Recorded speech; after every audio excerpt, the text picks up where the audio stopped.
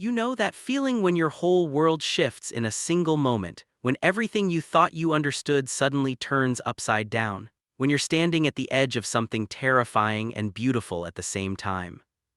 That's exactly what happened to me one random Friday night in September.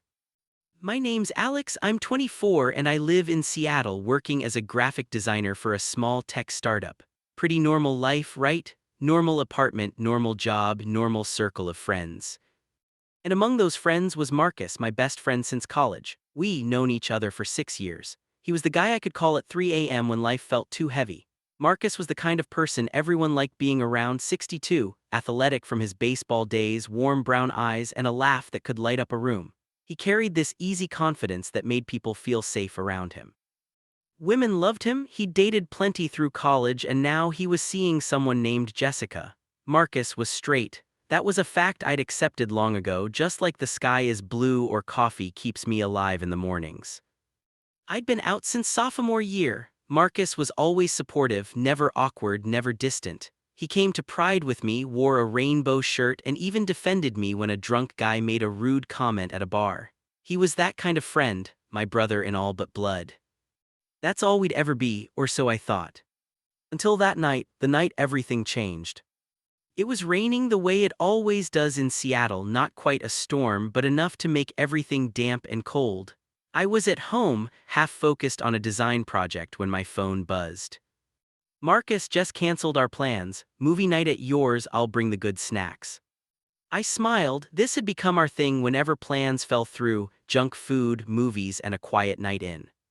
Me doors unlocked, action or horror. Marcus surprised me, be there in 20. I looked around. My apartment was its usual organized mess: sketches on a corkboard, plants that were barely alive, and a pile of books I kept meaning to read. I did a quick tidy-up anyway. 23 minutes later, Marcus was always fashionably late. He knocked and walked in, arms full of grocery bags. His hair was damp from the rain, and he was wearing that old gray hoodie I'd borrowed a dozen times. Somehow, it still smelled like his cologne. I went a little overboard, he said with a grin, unpacking chips, candy, and 2 pints of ice cream. Retail therapy, I asked. He shrugged. Jessica, thing's not great, she's amazing, but something's missing, like we're just going through the motions. I'd heard that before. Marcus wanted a real spark, something meaningful, he just hadn't found it yet. Maybe you're overthinking it, I said, though I wasn't convinced myself.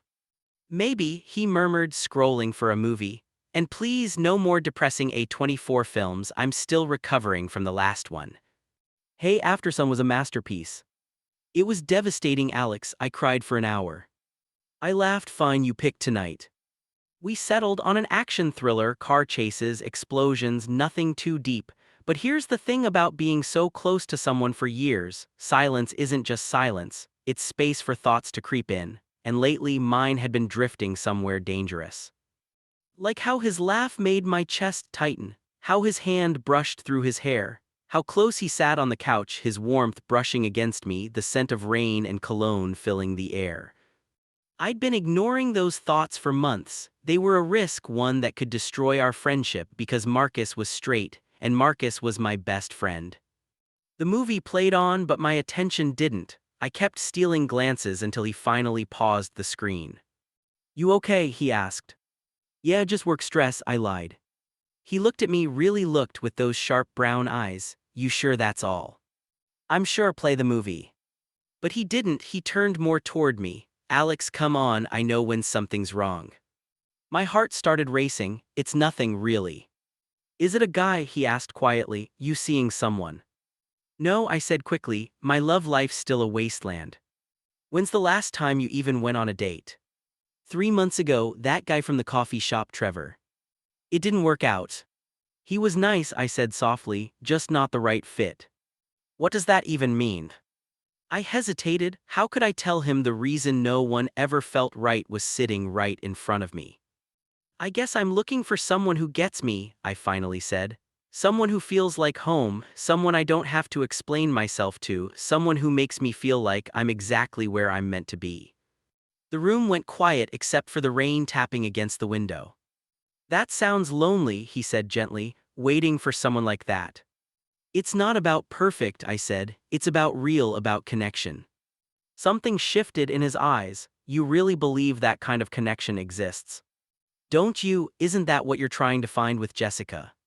Yeah, I guess I am. He paused, then added quietly, but what if I've been looking in the wrong places? My breath caught. What do you mean? He opened his mouth, then shook his head. Forget it. But I couldn't. The tension in the room was different now, electric, unspoken, alive. His knee brushed mine. Neither of us moved. We pretended to finish the movie, but our minds were elsewhere. By the time the credits rolled, it was past midnight. Marcus usually stayed over when it got late, but tonight even that felt charged with something new.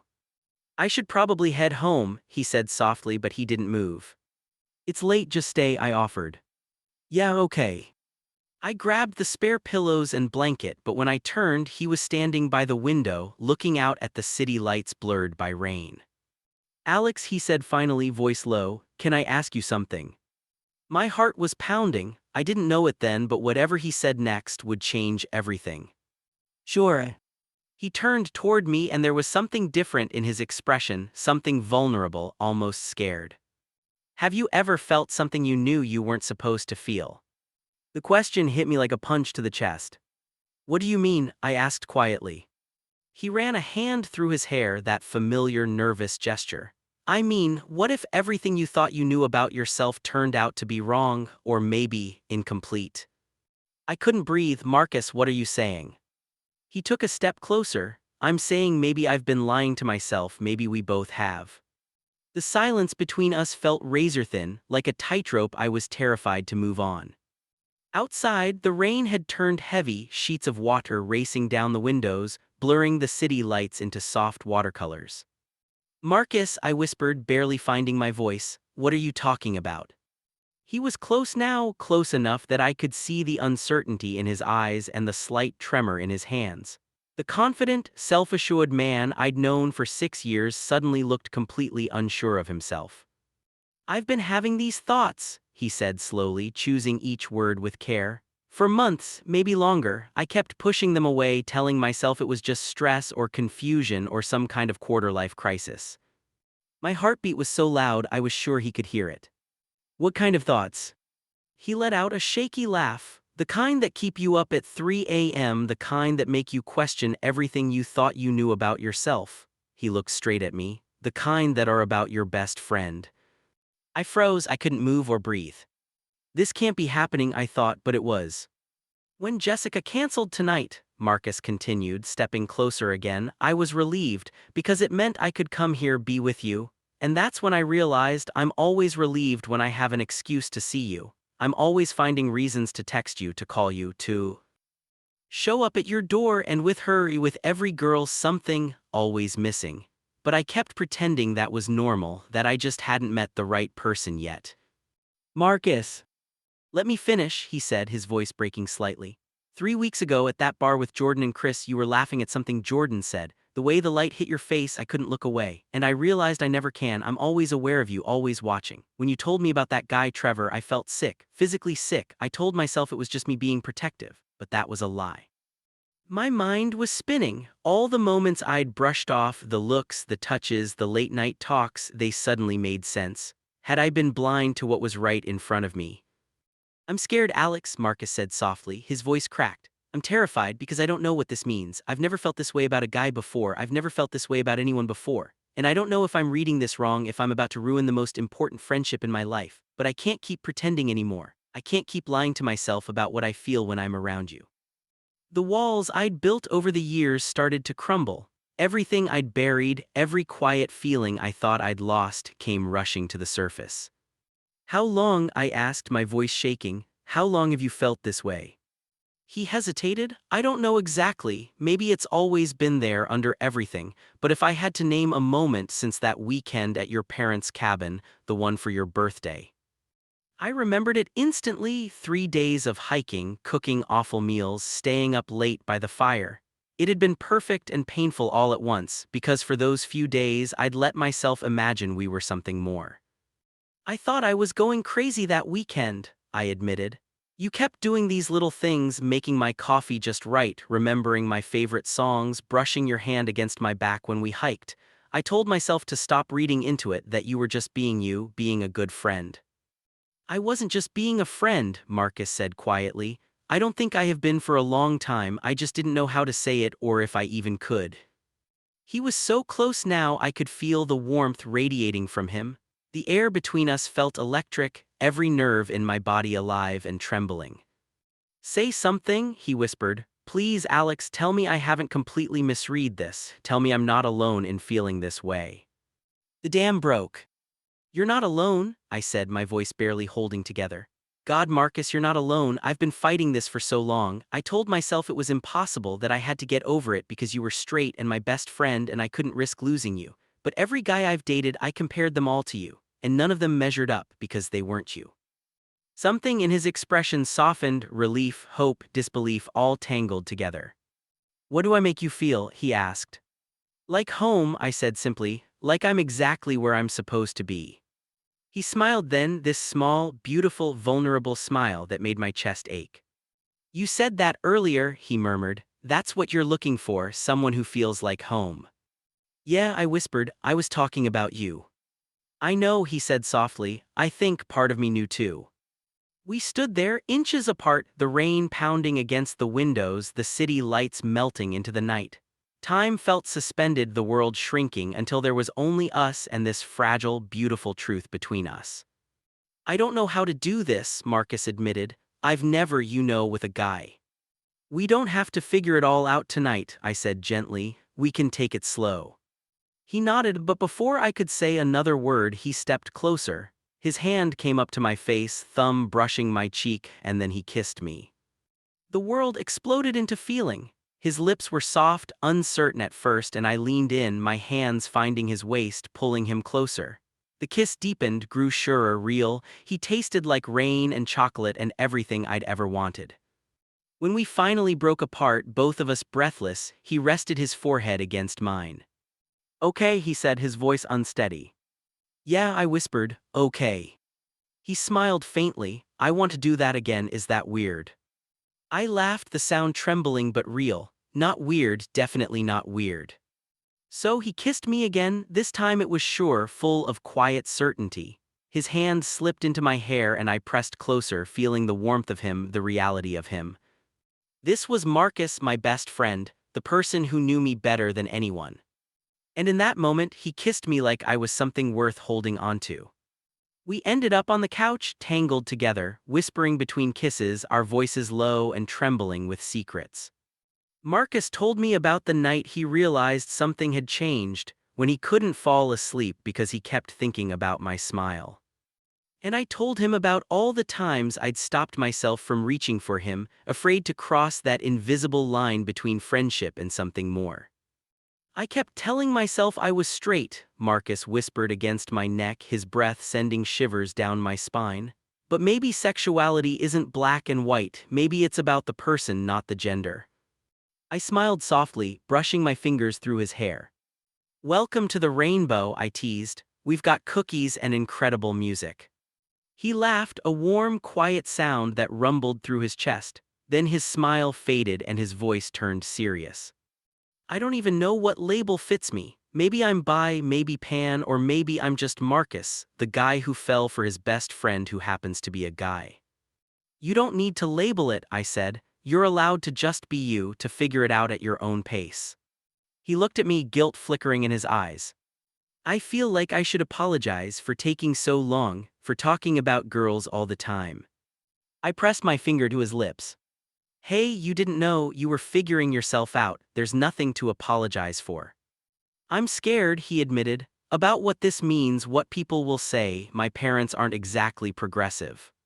My heart ached for him. Coming out was never easy, not when the world wasn't ready. Then we don't rush it, I said gently. You tell who you want when you're ready. This is your story, Marcus. I'm just happy I get to be part of it. He kissed me again, soft and certain this time. I want this to be real, he whispered, not an experiment, not a phase. I want us. Then you've already got me, I said, smiling. We'll figure it out, messy, scared and all. Outside, the storm began to fade. Inside, something new was quietly being born, fragile, terrifying, and real. When I woke up, sunlight was streaming through the blinds and Marcus's arm was draped over my waist. For a moment, I thought I was dreaming, but then he stirred, pulling me closer, and I realized no, this was real. He looked so peaceful, his lashes resting against his cheeks, his hair a mess, his breathing slow and steady. This was Marcus, the same person I'd known for 6 years, but somehow completely new. His eyes fluttered open, and when he saw me watching him, a sleepy smile spread across his face. Hey. Hey yourself. So that really happened last night. Definitely real. He reached up, tracing my jawline with his fingers. I thought I'd freak out, but I don't. I feel calm, like this is exactly where I'm supposed to be. That's what right feels like, I whispered. Then yeah, he smiled, it feels right. We kissed again, messy, morning breath and all, and somehow it was perfect. Later in the kitchen, we fell into our usual routine, me making coffee, him raiding the fridge. Only this time there was something electric in the air, a quiet warmth that made every small touch mean more. A hand brushing mine, a soft laugh, a stolen glance. Can I ask you something? He said as we sat down with breakfast. Always. How did you know when you came out, I mean? I thought for a second. It wasn't one big moment, it was little things, noticing how I looked at guys, realizing I was pretending to be someone else. By high school, I couldn't keep pretending. Hiding felt like suffocating. He nodded slowly. I think I've been suffocating too. Then breathe, I said softly, there's no deadline for figuring out who you are. What about us, he asked quietly, do we tell people? Only when you're ready, I told him, there's no rush. That feels like hiding, he said, and I don't want to hide, I'm scared but I'm not ashamed, you're important to me. I smiled. Then we start small, tell the people we trust, the rest can wait. He reached across the table, taking my hand. Thank you for being patient, for not pushing me. We're in this together, I said. When he finally left for work with one last, lingering kiss at the door, I couldn't stop smiling. The apartment felt different, lighter. I texted Rachel, my best friend. Me, remember how I said Marcus was definitely straight. Rachel, oh my god, what happened? Me, he kissed me. The next few weeks were chaos, the best kind. We were still us, still movie nights, takeout and laughter. But now there were touches that lingered, glances that spoke louder than words. And for the first time in years, it felt like we were finally living the truth we'd both been too afraid to admit. At first, Marcus was hesitant, second-guessing every move, afraid to do something wrong, but slowly he relaxed into it. We'd spend our evenings in my apartment, cooking dinner side by side. He'd pull me close while we waited for the water to boil, pressing soft kisses to my neck just because he could. During the day, he'd text me random thoughts. Missing you, is that normal? Just past that bookstore you love, thought of you. 2 weeks later, we decided to tell Jordan and Chris. We'd invited them over for game night. Halfway through Mario Kart, Marcus suddenly blurted it out. Alex and I are dating. There was a heartbeat of silence, maybe two, before Jordan jumped up. Finally, Chris, pay up, you owe me $50. Wait, what? Marcus blinked. Chris grinned. We had a bet whether you two would figure it out this year or next. You knew? I asked, stunned. Dude, Jordan said, laughing, everyone knew except you two. The sexual tension was painful. Marcus's face went red, but he was laughing too. How long were we that obvious? He asked. Chris smirked. Remember your birthday last year when Alex threw that surprise party and you looked at him like he'd hung the moon? Yeah, since then. Marcus found my hand, threading his fingers through mine. Guess we were the last to know, he said softly. Are you guys okay with this? He asked them. I could hear the vulnerability in his voice. Jordan leaned forward. Marcus, come on, you're both our friends, you're happy, that's all that matters. He paused, grinning. Plus, Alex has been miserable pinning after you for like 2 years. Honestly, this is a relief. It hasn't been 2 years, I protested. At least 2, Rachel chimed in, walking in with a bottle of wine. Marcus turned to me, a small surprised smile forming. 2 years. Maybe, I admitted, give or take. He kissed me right there in front of everyone, soft and certain. I'm sorry it took me so long, he whispered. You were worth the wait. Our friends cheered, and just like that, everything felt real, solid. A month later came the conversation with his parents. He'd been anxious for weeks. I offered to go with him, but he said he needed to do it alone.